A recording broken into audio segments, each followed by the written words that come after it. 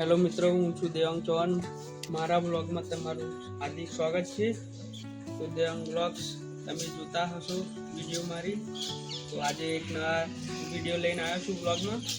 જોઈ શકો છો આજે કેવું વાતાવરણ છે. વરસાદની સંભાવના ઘણી બધી છે.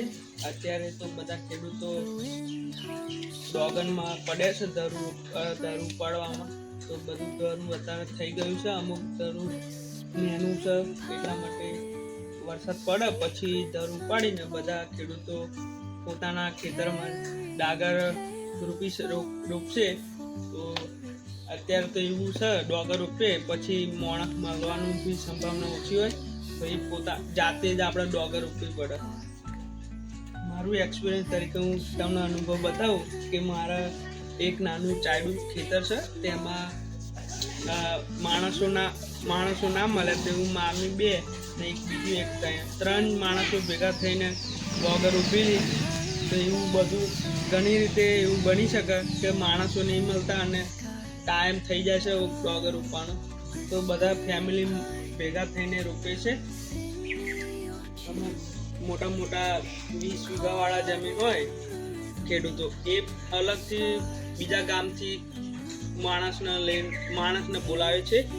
તો એમને ઉચ્ચક આલી દે, એટલે કે 10 માણસ લઈને આવે, 10 એક દિવસમાં પૂરું કરે. ઉચ્ચકનું એવું હોય કે 2000માં બધું પતી જાય. 2000 ખાવું પીવું બધું કઈ આલું જ નહીં. પેલામાં રેગ્યુલરમાં તો તમારા સિગરેટ બીડી જે બી ખાતા હોય, ચા આપવી પડે 2 ટાઈમ, પછી ટિફિન બી આલવું પડે અમુક ટાઈમ, એવું હતું. ના ઉચ્ચકમાં એવું કર ખાલી તમને તમારા પૈસા આપી દે એટલે એવા ડોગર રોપવાનું ચાલુ કરી દે. ધરું લાઈન મેળ દેવાનું ખેતરમાં, એટલે એવા એ આપણે જોવાનું ને એવા રોપે. પણ એમાં એવું બને છે કે આપણે જાતે જોઈ શકીએ તારા હરખું રોપાય, નહીં તો આ છૂટું રોપી શકે આછું.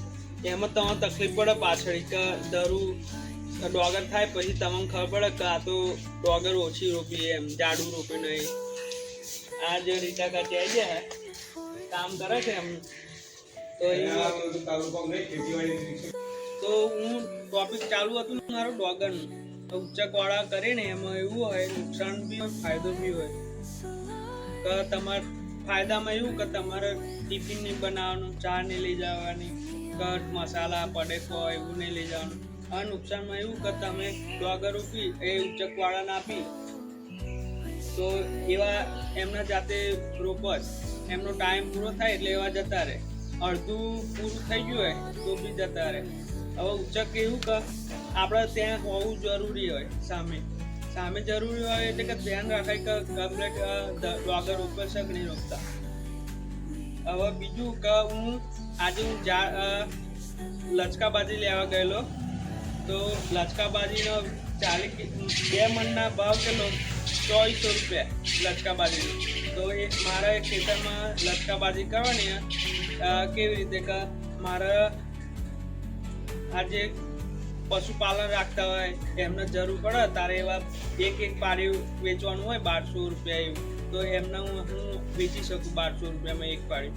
તો એવા 10 પાડ્યો બનાવું તો મારો પ્રોફિટ બી વધારે સહી થઈ શકે એમ આ ડોગર કરતા એમ.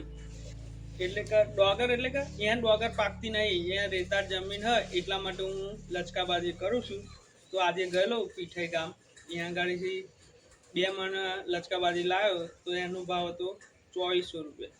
તો આટલું મહેનત કરે 2400 રૂપિયા નાખીએ તારે સારું લચકાબાજી થાય પછી આપણને પ્રોફિટ મળે. નહીં તો સારું લચકાબાજી પાક ના થાય તો આપણને નુકસાન બી સહી શકે છે. એટલે ખેડૂત બનવું બહુ ઇઝી નથી, બહુ અઘરી વાત છે. કેમ કે આપણા પૈસા પહેલાં નાખવાના, પાણીનો પિયાવો, ખાતરના પૈસા, પછી સોનું ખાતર ભરવું પડે, એ બધું પહેલાં પૈસા આપણે નાખીએ તારે સારો પાક થાય તો પ્રોફિટ મળે આપણે, નહીં તો નુકસાન બી થઈ શકે એમ. એટલે બધાને સિટીવાળાને એવું લાગતું હોય કે ખેડૂત બનવું બહુ સહેલું છે. પણ એમને શું ખબર કે ખેડૂત કેટલી મહેનત કરે છે. રાત દિવસ મહેનત કરે તારા પાક થાય, બધું આમ ડોગર થાય, ઘઉં બાજરી થાય. ના બજારમાં જઈએ તો બાજરી ડોગરનો ભાવ ઓછો આપે ખેડૂતો, તો એમના નુકસાન ભરવા માટે એવા એટલું નુકસાન બી વેઠી શકે છે, કેમ કે એમને પહેલાં પૈસા નાખ્યા હોય ડોગર નહીં તો ઘઉંમાં એ ખાતરમાં એ બધા નાખે તો એમને થોડુંક નુકસાન કરીને એવા ઓછા ભાવે વેચી શકે. અને જે બજારમાં જે હોય ધંધાવાળા લેનારા એમને પ્રોફિટ જ મળે, કેમ કે એવા આપણા જોડે ઓછા પૈસામાં એ આપણો માલ લઈ લે ડોગરનો કે ઘઉંનો, અને એવા માર્કેટમાં વેચવા જાય તો એના આપણા આપે એના ડબલ ભાવે એવા વેચી દે એવું છે. તો સરકારને એવી માન્ય કે ખેડૂતોને પણ ધ્યાન આપો, જેથી કરીને ખેડૂત બી થોડુંક પ્રોફિટ કરે અને ઘર ચલાવી શકે. ટોપિક પર આપ્યું તમને. હવે જોઈ શકો છો નજારો કે કેવા વાદળો છવાઈ ગયા છે. દીપુ ગેમર જોઈ શકો છો પ્રોજેક્ટરમાં ગેમ રમે છે. તો મારો વ્લોગ ગમ્યો હોય તો સબસ્ક્રાઈબ કરો, લાઈક કરો અને બેલ આઇકન દબાવો, જેથી કરીને મારા વિડીયોની નોટિફિકેશન તમારા મોબાઈલમાં યુટ્યુબ પર ચેનલમાં મળી શકે. તો જય શ્રી કૃષ્ણ, જય માતાજી, બાય બાય.